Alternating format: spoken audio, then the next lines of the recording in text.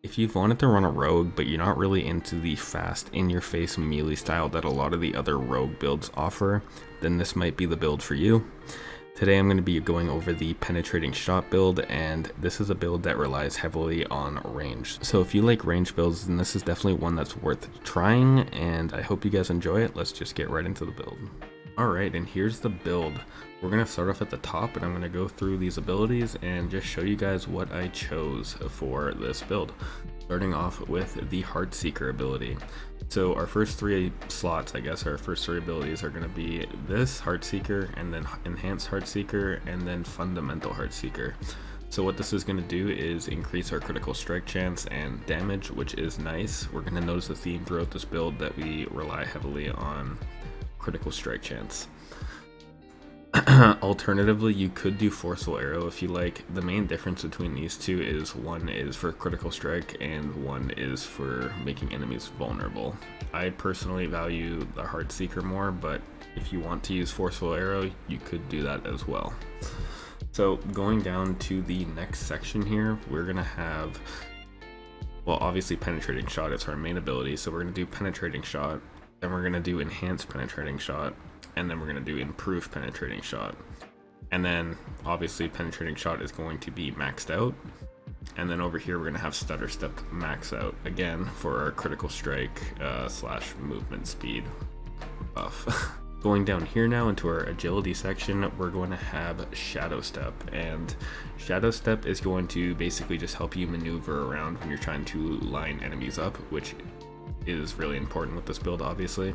So we're going to put one into Shadow Step, and then we're going to put one in Enhanced Shadow Step, one in Methodical Shadow Step. So like I said, Shadow Step is just to kind of help you navigate around the enemies and line them up for your penetrating shot. The other thing we do in the agility section is we do 3-3 for weapon mastery.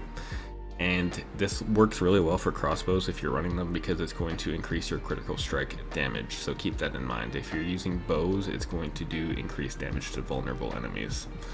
I would recommend running crossbows with this build, obviously. So our next section here, we're actually going to do Dark Shroud, only 1 out of 5. We're going to do Enhanced Dark Shroud, and then we're going to do Countering Dark Shroud.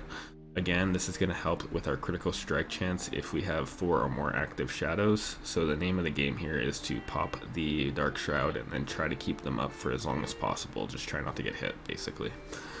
The other thing we're going to do is we're going to do 3-3 for Agile, which is going to increase our dodge chance after using a cooldown. We're going to do Exploit and Malice, both 3 out of 3, and both of these are just going to be damage increases. Our next section and our last two abilities on this build is going to be our Shadow Imbuement and our Poison Imbuement. We want these both maxed 5 out of 5, and then we want Enhanced Shadow Imbuement and Blended Shadow Imbuement. On the other side, we want Enhanced Poison Imbuement and Blended Poison Imbuement. To top off this section here, we have Shadow Crash 1 out of 3 and Consuming Shadows 1 out of 3. And what these are going to do is, mostly for the Consuming Shadows, it's going to help you regenerate energy, which is important. Over here we have Precision Imbuement, which is going to again increase our critical strike chance with these imbued skills. I'll get a little bit more into them later.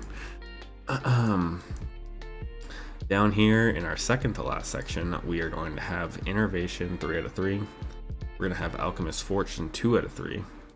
And we are going to have Adrenaline Rush at 1 out of 3. So this Adrenaline Rush is going to help with your energy regeneration, and then these are going to be your lucky hit buffs, basically. And then lastly, our ultimate is going to be Precision, which is going to again help us with our critical strikes. So that's kind of it for this build.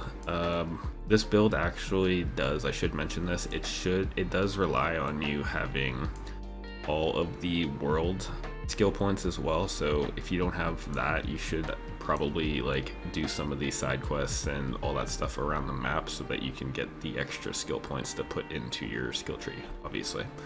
And that's going to do it for the main build. I'm actually going to hop in game real quick and show you my specialization and touch on the aspects a little bit. So let's hop over in game now. Alright, so we're here in game now, and I just wanted to go over these specializations really quickly.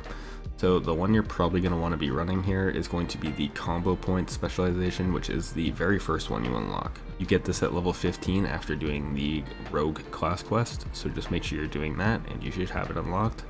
What this does is you're going to notice that there's 3 things down here.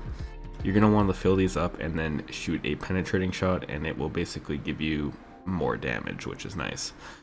How you fill this up, you might ask? You just got to do your basic attack. So you do your Heartseeker 3 times, this will fill up, and then you hit them with a penetrating shot, and it will give you increased damage, which is something you want to go for. The other thing I wanted to touch on while we were here in game is actually going to be aspects. There's one particular one I wanted to talk about specifically, and it's going to be this one right here, the trick shot aspect. So what this does is it's going to give you some extra damage on your penetrating shot basically. So when you shoot through an enemy with your penetrating shot, on either side of the shot, if you hit an enemy, it's going to shoot 2 arrows out and do a little bit of extra damage. So it's just something else that I found helped me a lot while I was playing with this class and just leveling it. So if you want to get this, what you're going to have to do is go down to this dungeon down here. Way down in the corner here, and it's called the Bastion of Faith. So once you do that, you're gonna have that, and then you just imprint it on your gear. I put mine on my amulet, and you're pretty much good to go. That's the only one that I think is really necessary while you're leveling. It's not even really that necessary, it just helps give you some extra damage. So there you go.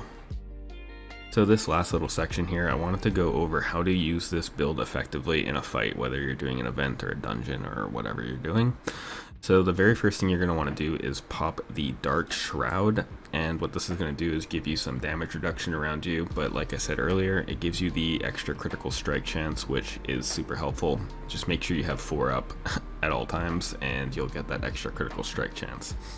The next thing you're going to want to do while you're fighting is fill up your combo points as often as possible. So usually the rotation for this would be you pop your Dark Shroud and then you do the Heartseeker 3 times to fill the bar up, and then you would pop either Shadow Imbuement or Poison Imbuement and shoot a penetrating shot.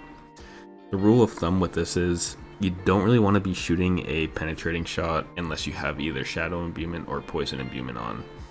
So make sure you always have one of those 2 popped before you shoot, and it will help you do a lot more damage. Basically, you'll clear rooms a whole lot faster. The other thing I'll say about this build is that it's not as intense or fast-paced as the Twisting Blades build that I built a little while ago on this channel. It's a lot more safe, and it's honestly a lot more beginner-friendly playing at ranged. So if you want to be more safe while you're playing, this is definitely a pretty good build for that, but in terms of just speed leveling all the way to 50, the Twisting Blades is going to be slightly better. So just keep that in mind while you're going through this. And that's all I got for the penetrating shot build. It's a pretty simple build, there's not a whole lot to it. It's pretty beginner friendly like I said earlier, but if you do like range builds as opposed to melee builds, it's worth giving a try. I've tried it on a few different rogues now, and I've had a lot of fun using it when I have. So yeah, that's all there really is for this. Let me know what your favorite rogue build is. I'd really love to know. I've been loving Twisting Blades, and I have been using Penetrating Shot on the side. So just let me know in the comments, and I will see you guys later.